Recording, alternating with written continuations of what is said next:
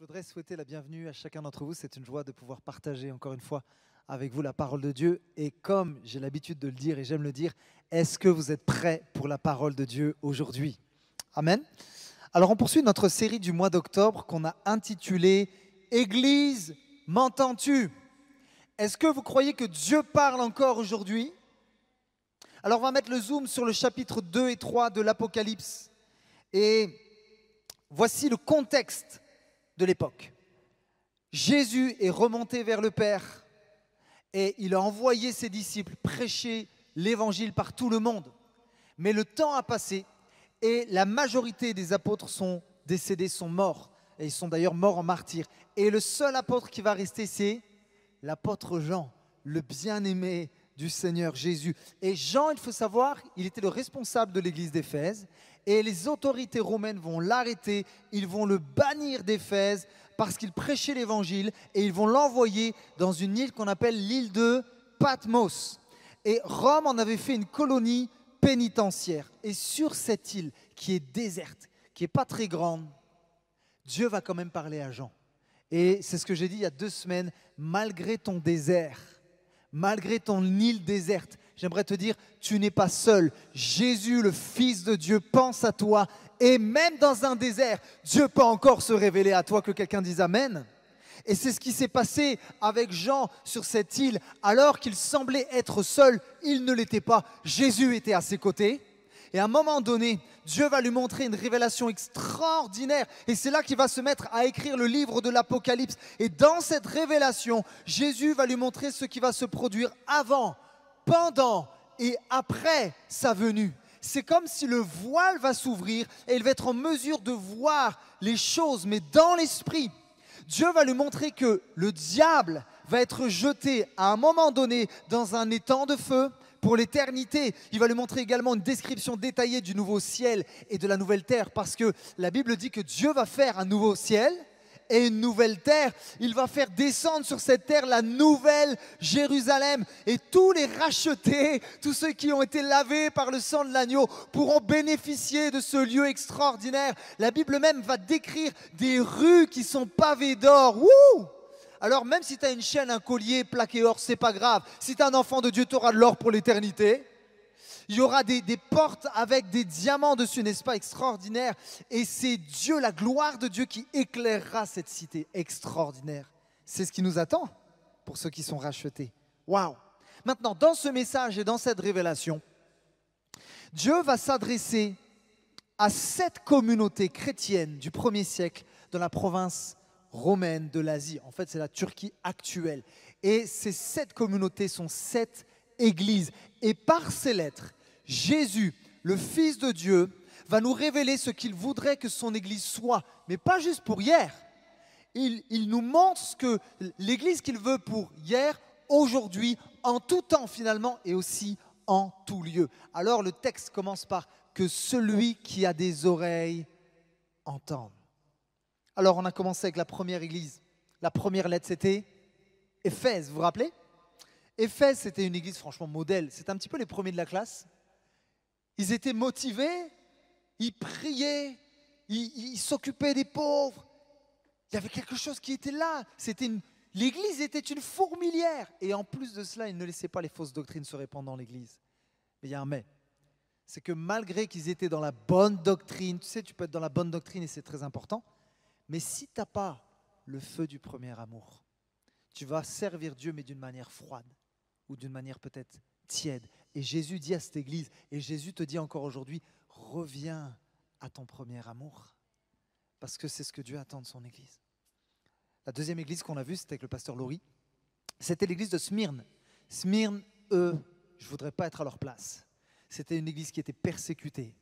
Ils vivaient dans la pauvreté, il y avait des calomnies, certains étaient jetés en prison et d'autres chrétiens même se faisaient assassiner à cause de leur foi. Mais Jésus va parler à l'église de Smyrne et il va leur donner un encouragement. Et Dieu t'encourage encore aujourd'hui si tu subis des choses qui semblent être difficiles. Il rappelle qu'il est éternel, c'est-à-dire qu'il ne change pas. Ses promesses sont oui et amen.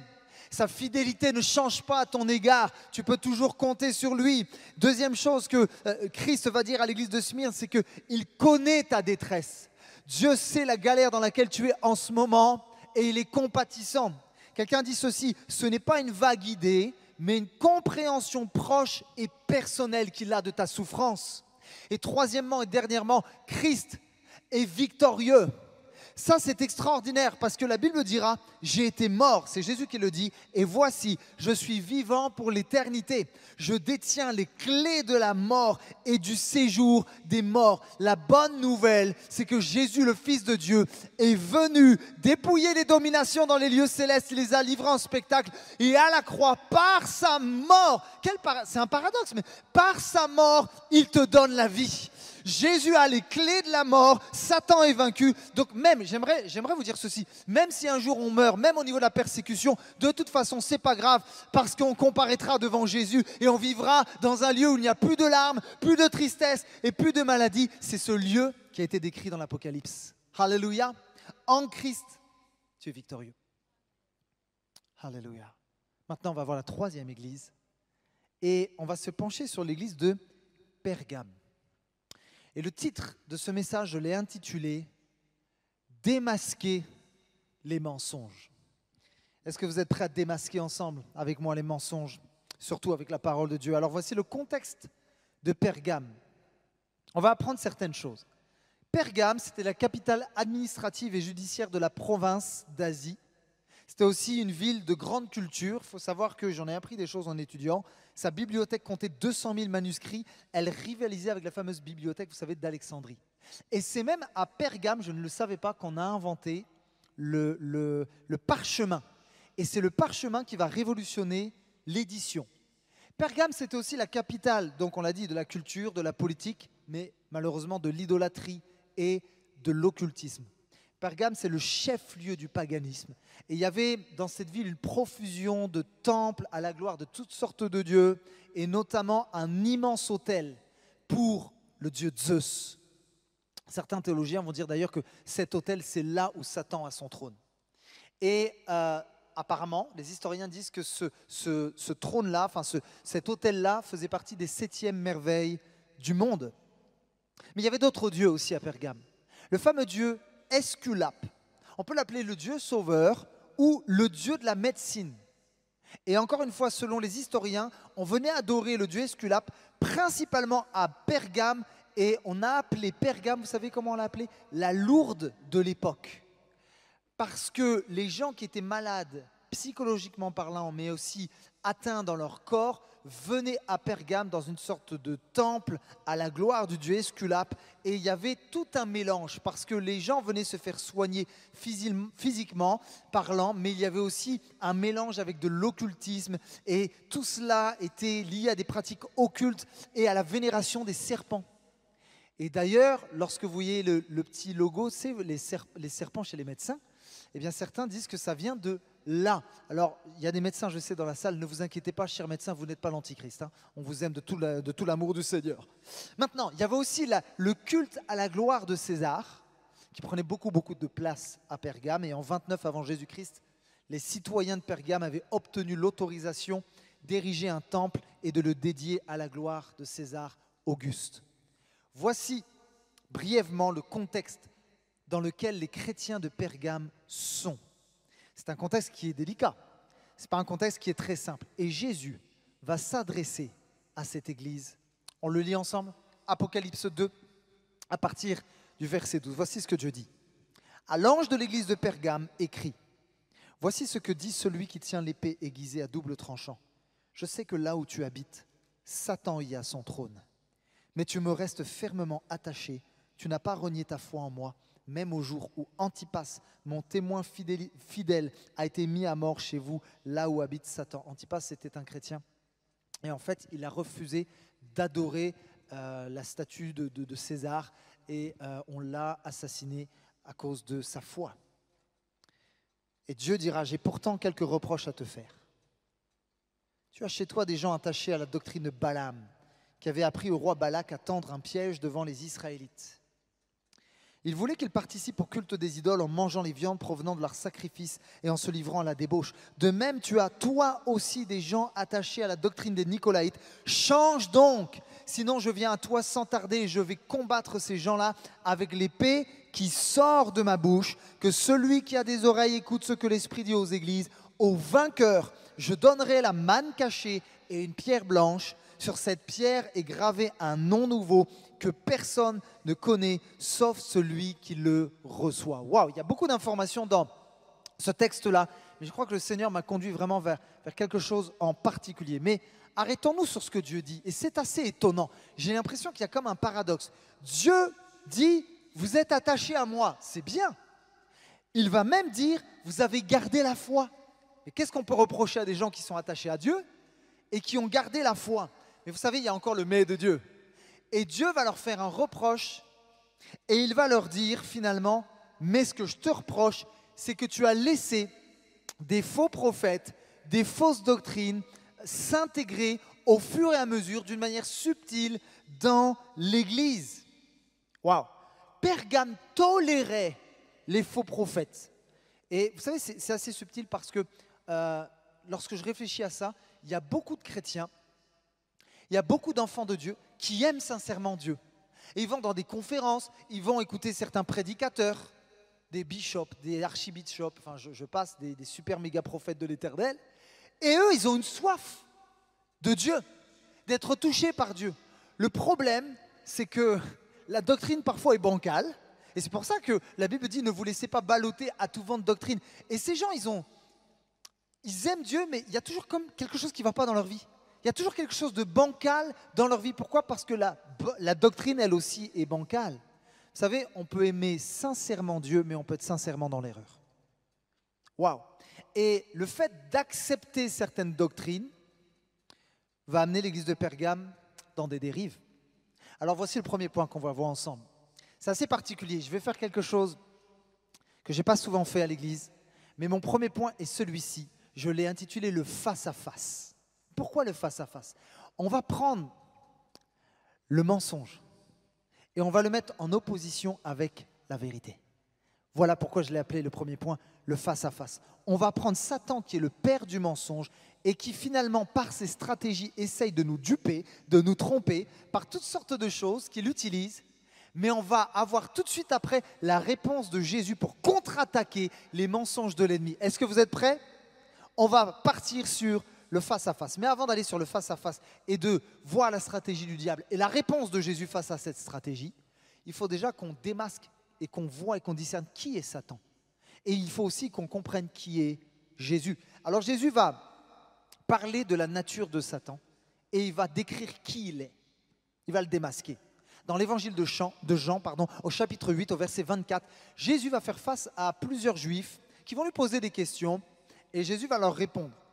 Il va leur dire, votre père, c'est le diable et vous voulez vous conformer à ses désirs. Depuis le commencement, c'est un meurtrier. Il ne se tient pas dans la vérité parce qu'il n'y a pas de vérité en lui.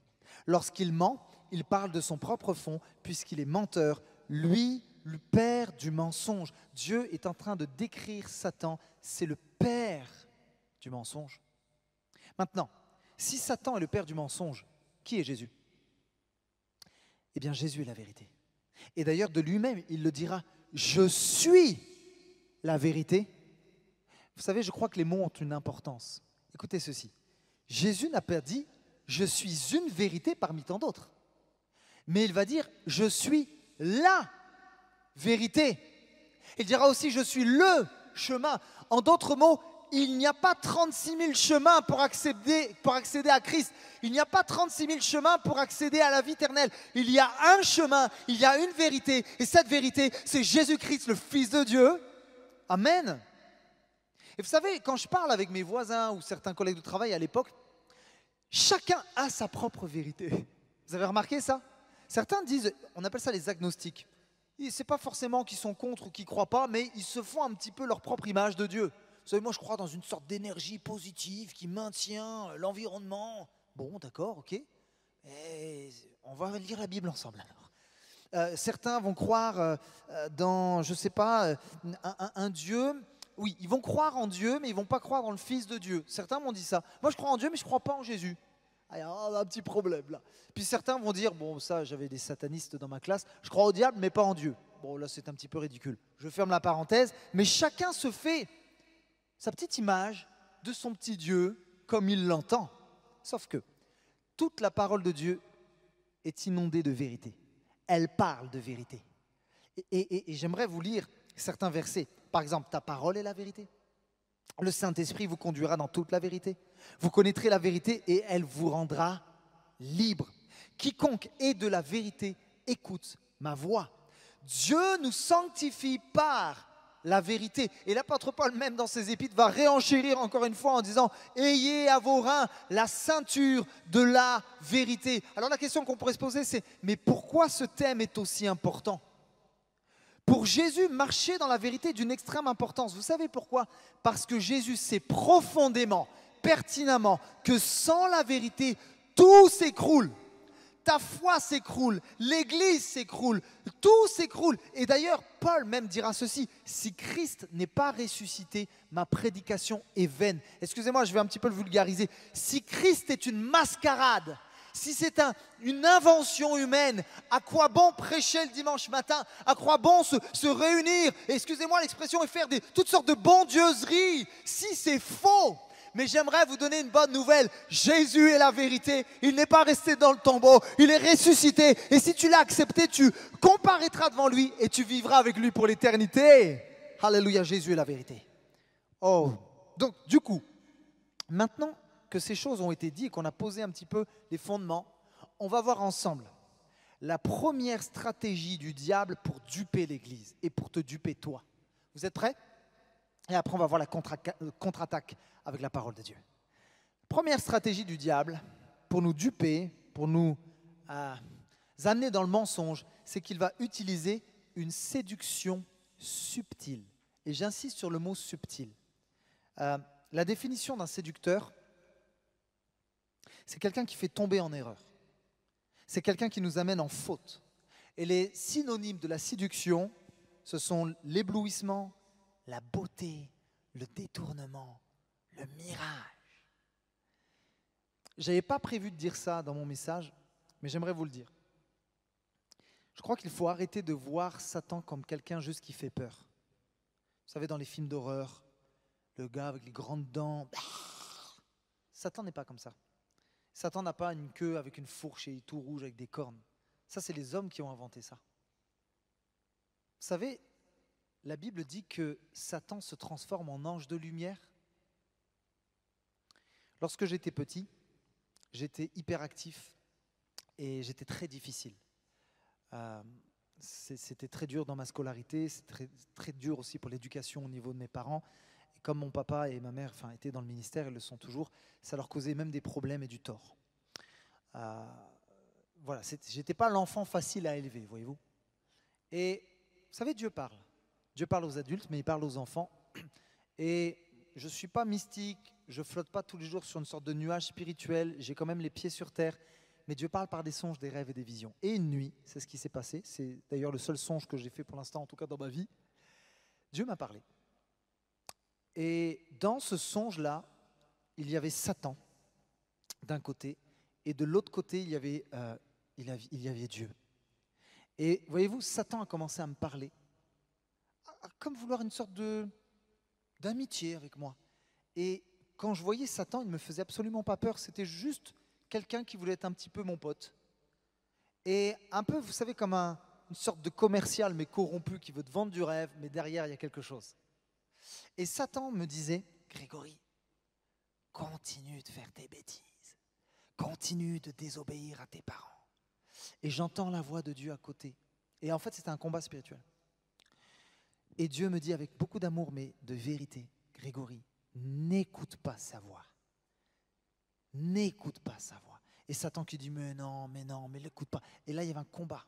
Vraiment, c'était spirituel. J'aimerais dire à quelqu'un, n'écoute pas la voix du mensonge.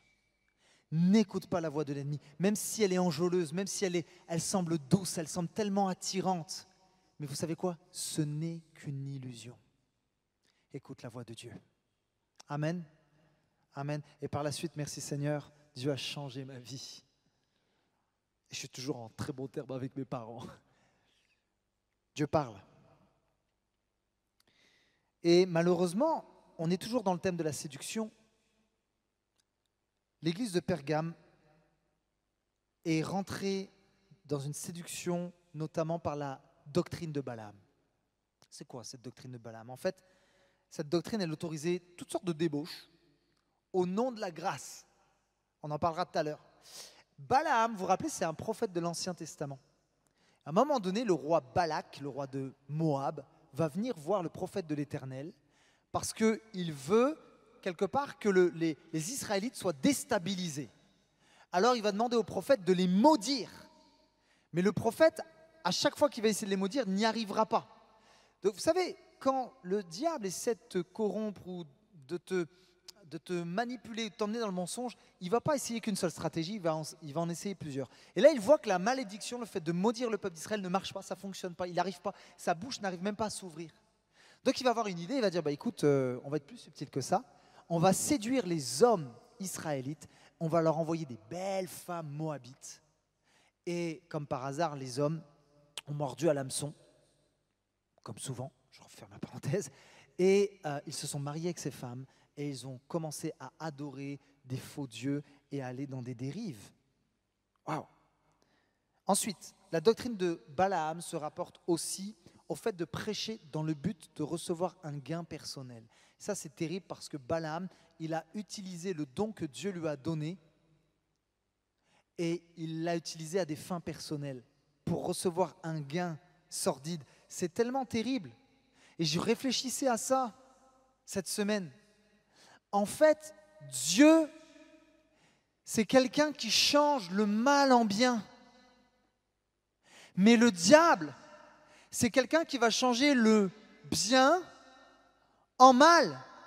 Combien j'ai connu de personnes qui avaient un cœur disposé pour Dieu, mais au bout d'un moment, la séduction est venue.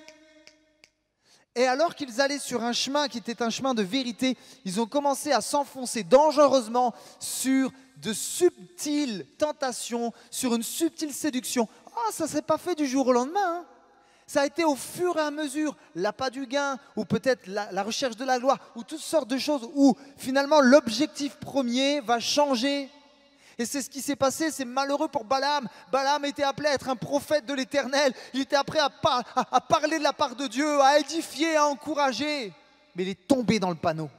Il s'est laissé séduire. Et en fait, la séduction, vous savez ce que c'est? C'est un détournement. Et comment le diable fait pour te détourner par la séduction? Vous savez ce que fait la séduction? La séduction, ça c'est important, elle va modifier tes motivations. Les motivations de Balaam ont été modifiées. Et probablement qu'avec ces fausses doctrines à Pergame, leurs motivations ont été modifiées. Et j'aimerais dire de la part de Dieu à quelqu'un aujourd'hui, veille sur tes motivations. Tu sais pourquoi tu dois veiller sur tes motivations le matin quand tu te lèves? Parce que la trajectoire que tu prends ou que tu prendras est profondément en lien avec les motivations qui t'animent.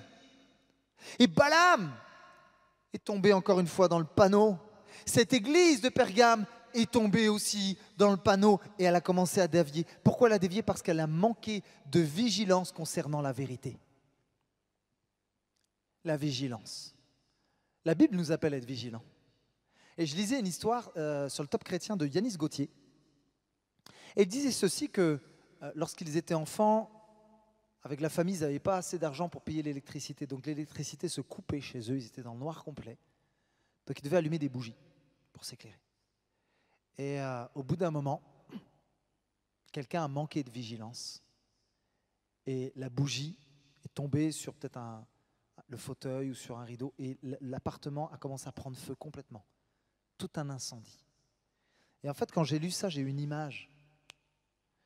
En fait, quand l'Église ne veille pas sur la vérité, ne protège pas la vérité, un feu va s'allumer.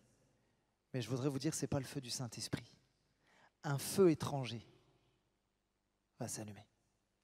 Et que Dieu nous garde avec le bon feu. Ne te trompe pas de feu. Il y a des feux qui semblent impressionnants. Il y a des feux qui semblent spirituels. Il y a des feux qui semblent être de Dieu. Mais avec le discernement et la parole de Dieu, on voit que c'est des feux étrangers. Ne vous laissez pas impressionner par certains feux qui semblent venir de Dieu alors qu'ils viennent de l'ennemi. Mais quand tu as le feu du Saint-Esprit, tu es capable de discerner ces choses. Amen. Et la Bible dira Vous êtes tous des enfants de lumière et des enfants du jour. Nous ne sommes point de la nuit ni des ténèbres, ne dormons donc point comme les autres, mais veillons et soyons sobres. Vous savez, la séduction, en fait, c'est la technique du diable depuis le départ. Dès le commencement de l'humanité, qui est tombé encore dans le panneau? Adam et Ève. Nos arrière. Bon, je ne vais pas faire la liste. Arrière-grands-parents. Ils sont tombés dans le panneau. Et en fait, la spécialité du diable, c'est de te proposer quelque chose qui semble mieux que ce que Dieu te donne. Et il va semer le doute par cette séduction subtile en disant « Mais Dieu a-t-il réellement dit? T'es sûr? T'en es certain? Parce que moi, j'ai quelque chose de mieux à te proposer, qui est plus alléchant. » Waouh! Exemple. Hey, t'es un chrétien, mais ça te rapporte quoi d'être un chrétien? Dieu a répondu à tes prières. Ça fait combien d'années que tu viens à la réunion de prière? Ça a changé dans ton couple? Ça a changé tes enfants? Ça a changé ta situation difficile? Il est où ton Dieu? Moi, j'ai mieux à te proposer. Hey, ton couple, franchement, t'es heureux avec ta femme? C'est ça un couple chrétien? C'est ça, mais franchement c'est nul. Regarde ta collègue au travail, elle te fait les yeux doux, elle prend beaucoup plus soin de toi que ta propre femme. Et on peut tomber dans le panneau. On peut tomber dans le panneau. Ou alors, un autre mensonge. Le diable va essayer de dealer avec toi. Il va te dire, hey, t'en as marre d'être blessé par les gens? T'en as marre de l'hypocrisie de tous ces chrétiens? Eh bien, j'ai une solution. Arrête d'aller à l'église, tu seras plus blessé. Vis ta foi tout seul, tu le vivras très bien. Et au moins, tu n'auras plus de blessures. Les mensonges du diable. En fait, le diable te fait croire que c'est un bon deal. Vous savez, un jour, j'étais en visite dans une petite commune française à côté de Montélimar. Je ne sais pas si vous connaissez Nyons, c'est là où on fait les olives aussi, mais Montélimar, la spécialité, c'est le nougat. Et on avait des amis qui avaient du nougat, et à côté de chez eux, il y avait une grande usine de nougat, et on devait y aller la semaine pour acheter du nougat qui était vraiment pas cher et vraiment délicieux. Mais entre-temps, on est parti avec Siam se balader dans cette petite ville de Nyons, et là, il y a quelqu'un qui m'a vu, et il m'a dit, lui, c'est un touriste potentiel, je pense que je peux l'avoir. Et vous savez, je savais que je pouvais avoir du nougat pas cher avec mes amis. Mais, alors je vais exagérer un petit peu, mais cette vendeuse-là, elle m'a vu, puis elle était comme ça avec son nougat. Viens acheter ton nougat, le nougat, ce bon nougat que j'ai préparé pour toi. Viens, viens. Et là, je sentais la séduction de la vendeuse, tout ça. Et finalement, je me suis approché. Et je me suis dit, ah madame, il a l'air bien, votre nougat. Ah oui, en plus il est bio, c'est fait maison, tout ça. C'est incomparable comme nougat. Et là, elle me raconte toute sa vie. Et pendant qu'elle me parle, elle est en train de me couper un bon bout de nougat. Elle me le met dans un sachet. Et puis après, elle me le donne. Paf! Elle dit, voilà, ça vous dit? Bah oui. Ok, monsieur. Eh bien, ça vous fera 45 €. Voilà. Alors que je pouvais aller avoir du nougat, peut-être 5 € aussi bon, j'ai payé le nougat 45 € parce que je suis tombé dans le panneau. Excusez la pauvre dame, le Seigneur l'aime quand même, mais de la séduction, quoi. Voilà. Et j'aimerais vous dire ceci. Te laisser séduire, bien sûr, c'est une image. Que Dieu bénisse les vendeurs. Mais te laisser séduire par l'ennemi te coûtera toujours cher. Et 45 €, c'est rien par rapport à ce que ça coûte quand l'ennemi fait des dégâts dans nos vies.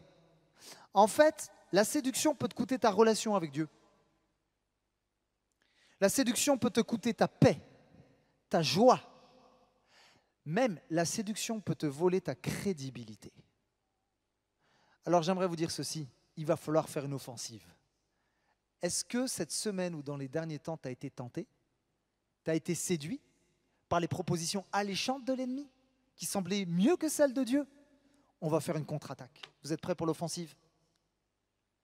Voici la réponse de Jésus. On va répondre à la séduction. Pour résister à la séduction et ne pas se laisser tromper, il faut juste connaître quelque chose. Tu as besoin de connaître l'amour du Père Céleste pour toi. Vous savez, ça semble très bateau ce que je dis, mais ce n'est pas bateau en fait. Pourquoi? Parce que l'amour est plus fort que la séduction. J'ai écrit ceci. La séduction est superficielle. L'amour est profond. La séduction est passagère. Mais l'amour de Dieu manifesté en Jésus demeure pour l'éternité. La séduction est tellement faible comparée à la puissance de l'amour de Dieu.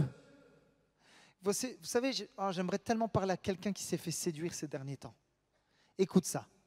En fait, Satan, c'est un peu comme une sorte de père de famille, mais qui n'est pas un bon père. Tu sais, le genre de père qui ne voit jamais ses enfants. Ses enfants, c'est absolument pas sa priorité pour lui. Mais pour essayer de les duper et de les acheter, il va leur offrir des cadeaux extraordinaires, mieux que tous les autres papas du monde. Et du coup, ils vont en avoir plein les mirettes. Wouh! Finalement, ce papa, il est quand même assez cool. Même si ce n'est pas un très bon papa, au moins, il nous donne des bons cadeaux. En fait, le but du diable, par sa séduction, c'est de t'acheter. Maintenant, si le diable est un mauvais père, le père du mensonge, j'aimerais vous parler d'un père. J'aimerais vous parler de celui qui est la vérité. Et si Satan veut t'acheter, notre Père céleste dans le ciel veut nous racheter. Et ça, c'est différent. C'est tellement différent. Voici ce que j'ai noté. Par son amour, Dieu le Père veut te racheter en envoyant son Fils Jésus.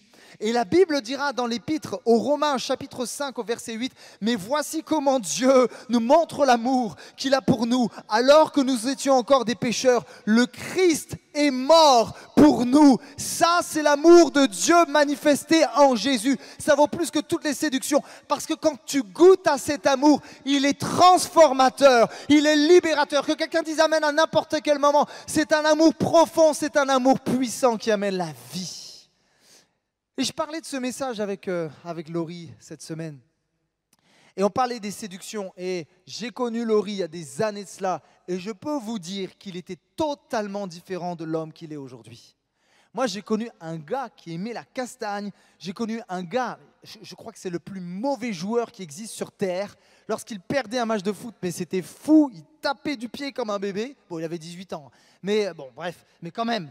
Et je le voyais toute la nuit, aller de bar en bar, se laisser séduire à droite, à gauche. Je me rappelle d'avoir fait un jour un match de foot avec lui et il a dû se retirer sur le côté. Il vomissait toutes ses tripes parce que la nuit, il avait fumé de la drogue, il avait bu plus qu'il n'en fallait. Mais au fond de lui, il me l'a dit, il y avait quand même un vide. Pourquoi? Parce que la séduction, c'est éphémère. Ça ne remplit pas ton âme, ça ne remplit pas ton cœur. C'est pour ça que c'est comme une drogue, il en faut toujours plus et toujours plus. Mais un jour, l'amour de Dieu est venu frapper à la porte du cœur. Mais pas juste frapper, c'est rentrer dans le cœur de Laurie. Et je peux vous témoigner publiquement que cet homme a changé. Un homme qui avait de la colère, de la haine, c'est un homme qui est tellement doux. Depuis qu'il est arrivé à Orléans, je ne l'ai jamais vu s'énerver. Je me dis, mais énerve-toi un peu quand même. Mais quand tu goûtes à l'amour de Dieu, c'est transformateur. Tu n'as plus besoin de goûter aux séductions de l'ennemi parce que l'amour, il est profond, il est vrai, il est véritable. Alléluia. Car Dieu a tant aimé le monde qu'il a donné son Fils Jésus. Cet amour, il est pour toi encore aujourd'hui, toi qui es assis.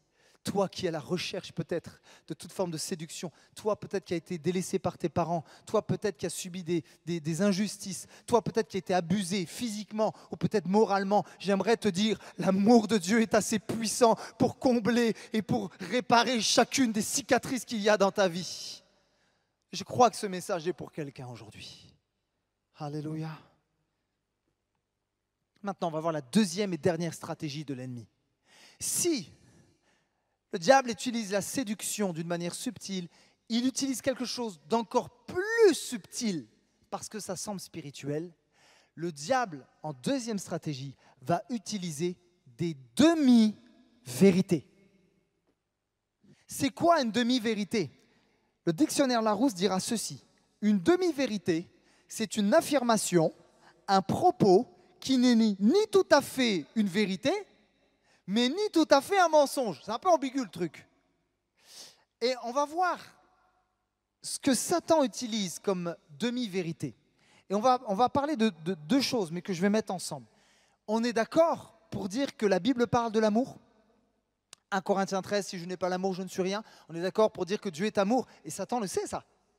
On est d'accord pour dire que Dieu est un Dieu de grâce, et que nous sommes encore sous l'ère de la grâce. L'apôtre Paul a développé la doctrine de la grâce dans l'épître aux Romains et abondamment aussi dans l'épître aux Galates, qu'on étudiera d'ailleurs cette année. Et c'est vrai. Certains, le problème, vont utiliser l'amour et la grâce, et au nom de l'amour et la grâce, vont accepter certaines choses comme des comportements qui ne sont pas acceptables, des déviances, des choses qui ne sont pas fondées sur la parole de Dieu. Parce qu'au nom de l'amour, certains se disent, il ne faut pas blesser. Mais je ne sais pas si c'est une bonne nouvelle ou une mauvaise nouvelle, hein, mais l'évangile blesse. Est-ce que je vous choque? Vous savez ce que ça blesse? Vous savez ce qui blesse l'évangile?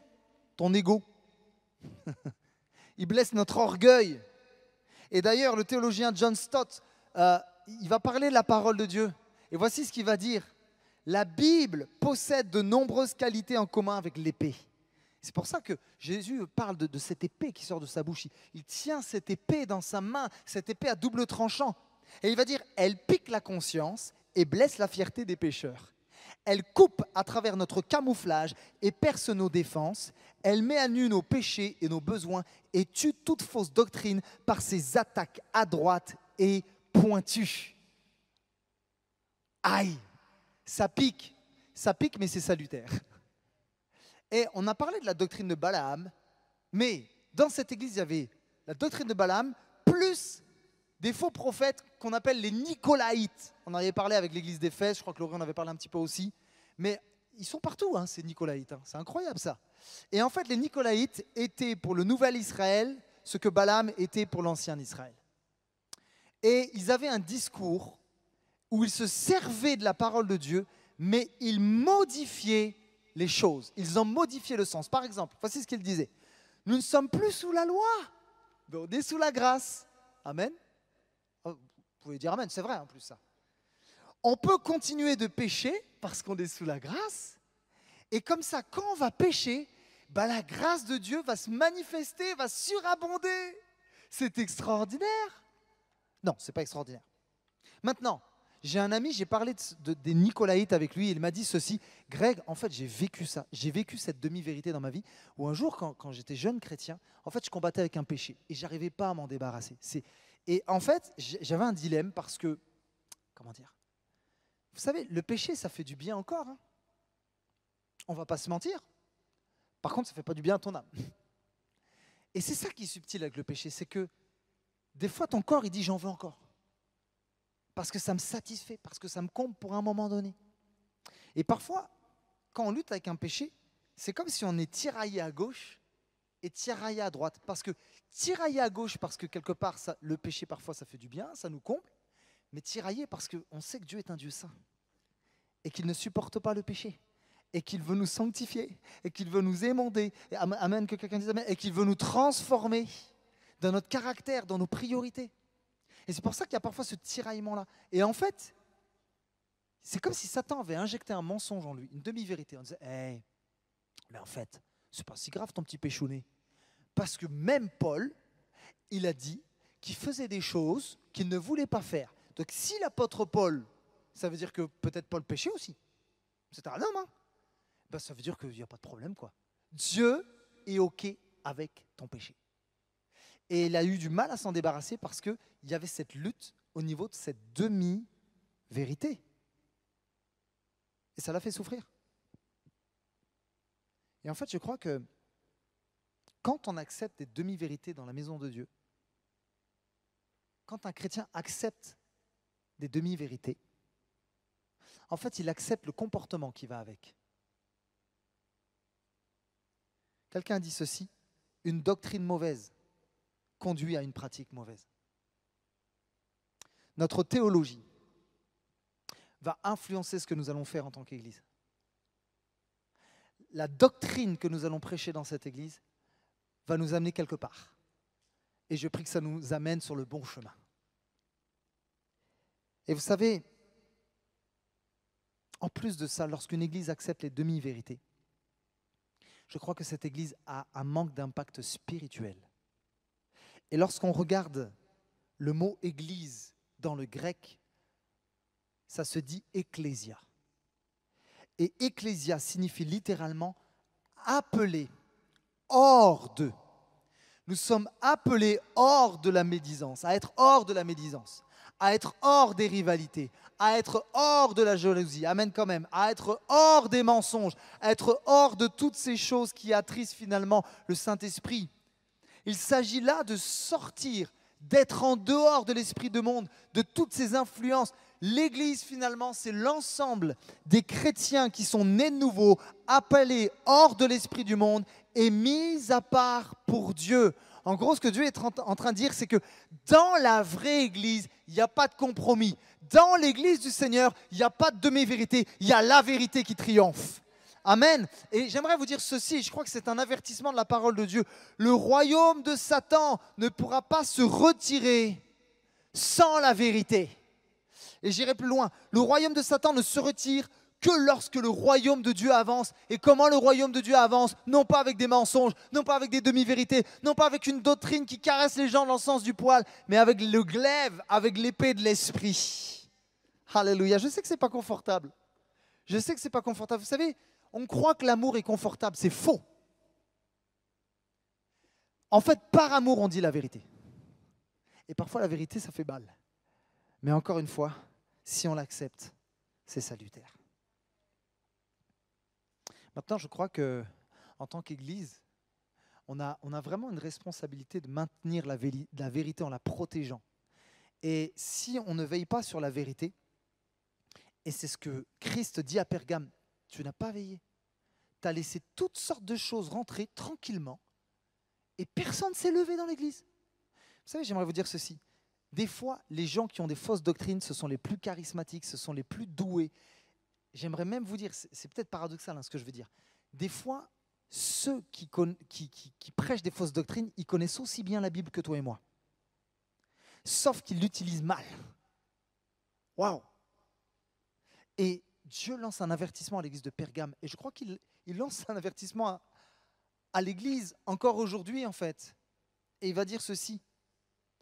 Change donc, sinon je viens à toi sans tarder. Et je vais combattre ces gens-là avec l'épée qui sort de ma bouche. Que celui qui a des oreilles écoute ce que l'Esprit dit aux églises. Là, c'est un petit peu un moment solennel. Parce que ce que Christ est en train de dire, c'est que cette épée-là, qu'il a, qui représente la parole de Dieu, au bout d'un moment, quand le temps de grâce va se clôturer, vous savez qu'on est sous l'ère de la grâce là, mais un jour l'ère de la grâce va prendre fin.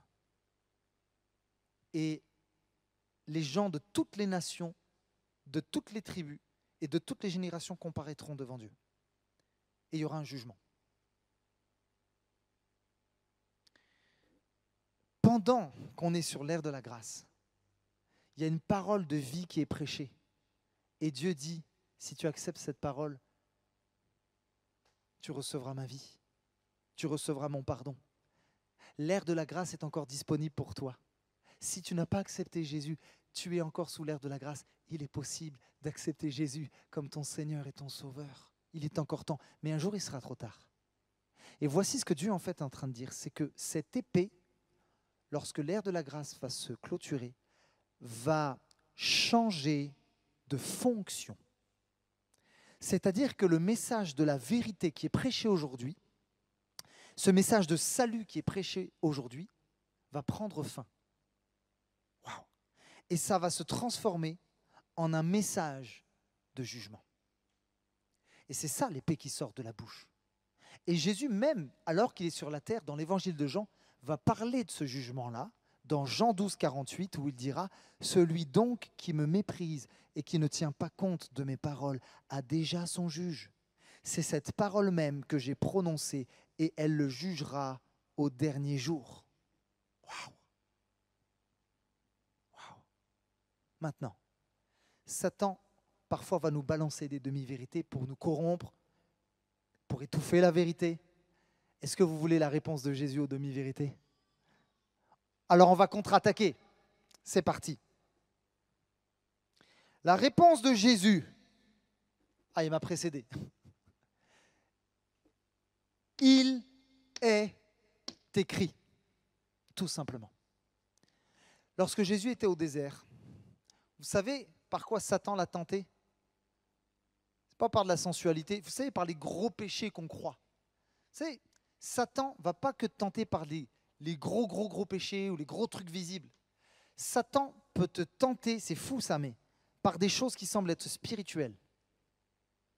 Il peut t'amener dans des déviances aussi graves au travers d'un semblant de spiritualité. Et c'est ce qu'il a essayé de faire avec le Fils de Dieu. Mais sauf que, franchement, on l'appelle le malin, mais sur ce coup-là, il n'a pas été malin quand même. Parce qu'en face de lui, c'était qui? La parole faite chair.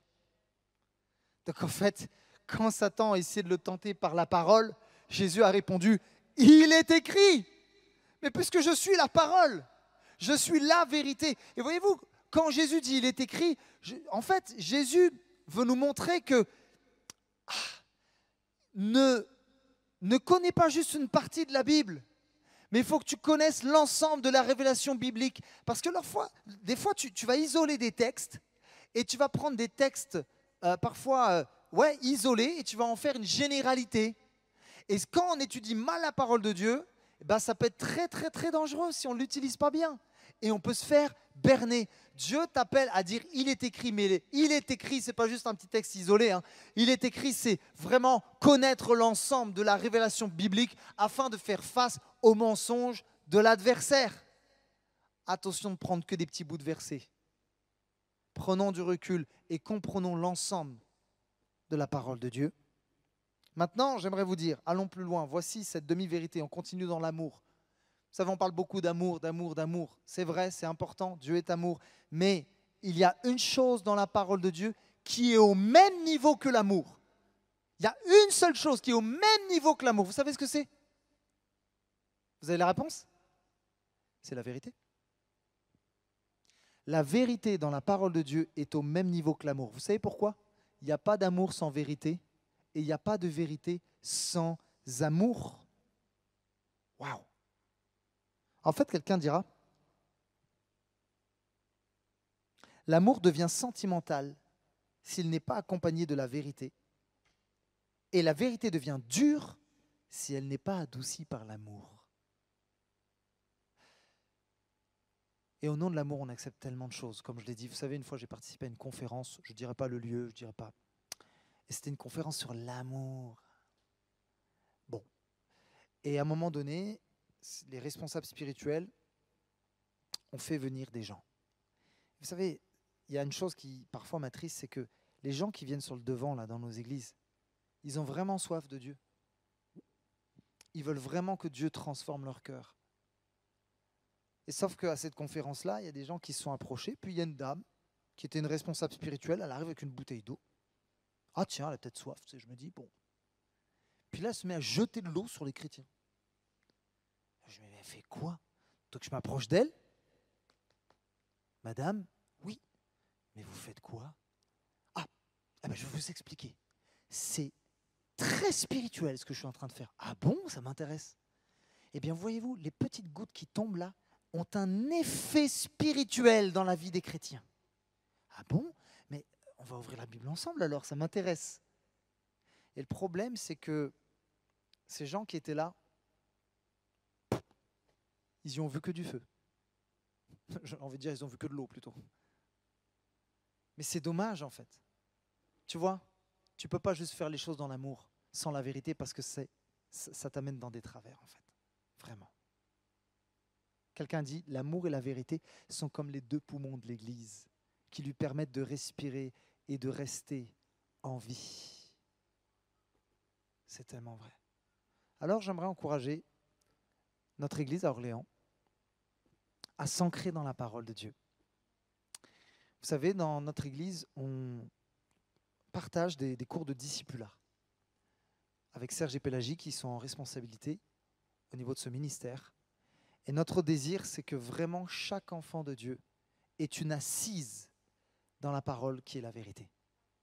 Je crois que si on veut être une Église forte, si on veut que le royaume de Dieu avance, c'est pas juste par les émotions, c'est pas juste par même, j'irai même plus loin, c'est pas juste en criant fort, Jésus, tu es puissant, Jésus, viens faire des miracles. Ok, on veut tout ça. Mais si la doctrine n'est pas bonne, ça sera du vent. Alors, même si vous avez 30 ans, 40 ans de conversion, je vous encourage vraiment à réviser vos bases. Vous savez, l'apôtre Paul, il a dit, je ne me lasse pas de vous répéter les mêmes choses. Parce qu'il sait que parfois, on est des auditeurs oublieux.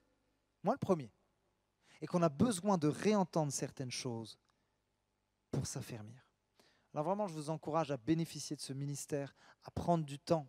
Et je crois que vous verrez une différence. Véritablement, vous verrez une différence. La contre-attaque concernant les demi-vérités, c'est de dire à l'ennemi de nos âmes, il est écrit. Amen. J'ai bientôt terminé, alors que j'appelle, s'il vous plaît, l'équipe de louange à s'approcher. Je vais terminer avec mon deuxième et dernier point, et en fait, ce point-là, c'est mon appel. On a parlé du face-à-face entre le père du mensonge et Jésus qui est la vérité. Maintenant, la question est celle-ci. Dans ce face-à-face, sur le ring, qui est le vainqueur? Et ma réponse est celle-ci. Le vainqueur est la vérité. Vous savez que Dieu, en parlant à l'église de Pergame, va leur dire, j'ai une récompense pour ceux qui vaincront. Il y a une récompense pour ceux qui vont se maintenir dans la vérité. Et voici ce que Christ dira. Que celui qui a des oreilles écoute ce que l'Esprit dit aux églises. Aux vainqueurs, je donnerai la manne cachée et une pierre blanche. Sur cette pierre est gravé un nom nouveau que personne ne connaît sauf celui qui le reçoit. Waouh! Alors, c'est quoi cette manne cachée? Vous savez, les Hébreux, dans le désert, s'ils n'avaient pas de manne, ils seraient assez mal barrés en fait. Dieu les a nourris par la manne. Et la manne, en fait, est une préfiguration de Jésus. La manne cachée, c'est Jésus. Et vous savez, je crois que dans ce monde, la Bible dit que Satan, c'est le prince de ce monde. Et nous, dans notre vie spirituelle, on marche parfois dans ce désert du monde. Et le seul moyen de tenir ferme, c'est de se nourrir de Jésus, qui est la manne cachée. Maintenant, je vais aller plus loin. Cette manne-là, vous savez aussi ce qu'elle représente? Elle représente le présent, où Jésus nous dit, je suis le pain de vie, tu peux te nourrir de moi. Mais elle représente aussi quelque chose dans le futur. Vous savez ce que ça représente? Ça représente le festin céleste qui nous attend avec Jésus, le Fils de Dieu. Un jour, on va comparaître dans la gloire. Et Jésus va introduire tous ses rachetés au souper de la grâce. Et il va venir, il te fera, si tu es racheté, mettre à table. Et il va s'avancer et il te servira. Et on pourra faire ensemble les noces de l'agneau. La manne cachée, c'est Christ. Tu peux t'en nourrir aujourd'hui.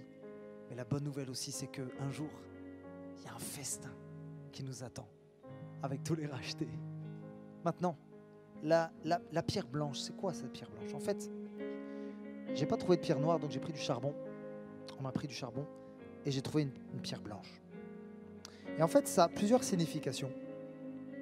À l'époque, par exemple, dans le domaine public, quand il y avait des grandes décisions, les citoyens de la ville devaient voter. Et il y avait des urnes. Et pour voter, il y avait deux possibilités. En fait, il y avait un caillou noir qui était donné, qui représentait le non. Et il y avait un petit caillou blanc qui représentait le oui. J'aimerais vous dire ceci. Le caillou blanc est finalement un signe d'approbation. Et c'est très important. Je ne sais pas si Jésus nous donnera ce caillou dans le ciel, si c'est une image ou si c'est littéral. Mais j'aimerais vous dire ceci. Il y a deux cailloux à ta disposition. Lequel choisis-tu aujourd'hui? Il y en a un qui mène au mensonge, à la perdition. Et il y en a un qui nous amène à l'approbation. Vous savez, C'était aussi utilisé dans le domaine sportif. Et lorsque les sportifs de haut niveau remportaient des victoires, à la fin de la course, on leur donnait un caillou blanc. Et en fait, ça représentait comme une sorte de sésame qui te donnait d'avoir accès à une sorte de festin où on pouvait honorer les vainqueurs. Ça rejoint un petit peu ce que j'ai dit avec la manne. Un jour, Jésus va t'accueillir et il t'invitera à ce festin. Et le sésame, c'était un peu comme un pass. En fait, c'était le pass sanitaire de l'époque. J'aimerais vous dire, le caillou blanc, c'est un peu notre passe sanitaire spirituel. Alors, pour rentrer, il faut un pass. Et ce pass, c'est le petit caillou blanc. Waouh! Quel caillou choisis-tu? C'est vraiment une question de la plus haute importance. Maintenant, et je terminerai avec ça. Il est écrit que sur ce petit caillou, on va inscrire un nouveau nom. Qu'est-ce que c'est que ça? Et j'ai étudié un petit peu la chose. En fait, quand tu vas comparaître devant Jésus, il est probable qu'il t'adresse un message qui soit personnel.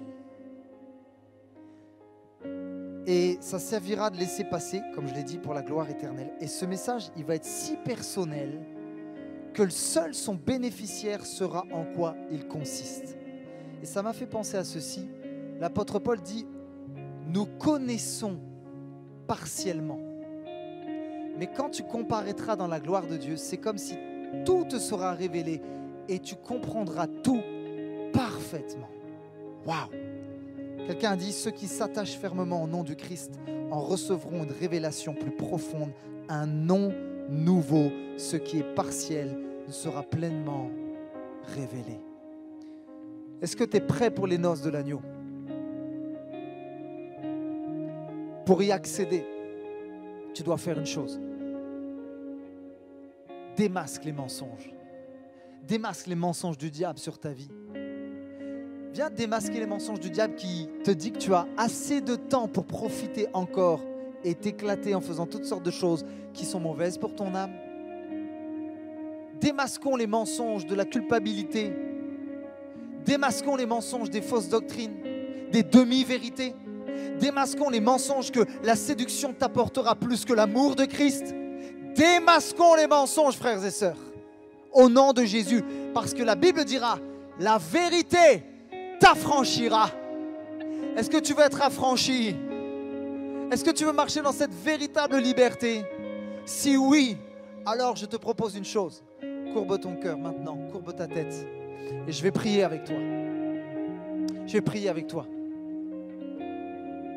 Il y a peut-être maintenant, dans ce lieu, alors que je parle, quelqu'un qui mène un combat intérieur entre le mensonge et la vérité. Je vais parler à quelqu'un. Il y a 2 appels que je vais faire. Le premier est celui-ci. Nous sommes encore sous le temps de la grâce. N'attends pas que ce temps se clôture et se termine. Si tu veux accepter l'amour de Dieu dans ta vie, si tu veux recevoir le pardon des péchés, si tu veux un jour participer aux noces de l'agneau, il faut que tu fasses une chose. Il faut que tu te repentes de ton péché. Il faut que tu reconnaisses que ton péché t'amène loin de Dieu. Mais la bonne nouvelle, c'est que Jésus est en mesure de pardonner tes péchés. Parce qu'il est venu sur une croix un jour et son sang a coulé pour toi, à ta place. Et par sa mort, il te donne la vie. Alors maintenant, sonde ma voix, c'est un moment solennel. Si tu veux que Jésus règne dans ton cœur, tu as juste à lever la main en disant: oui Jésus, je veux t'accepter dans ma vie. Je veux t'accepter dans mon cœur. Prends la place qui te revient. Oui, je vois vos mains.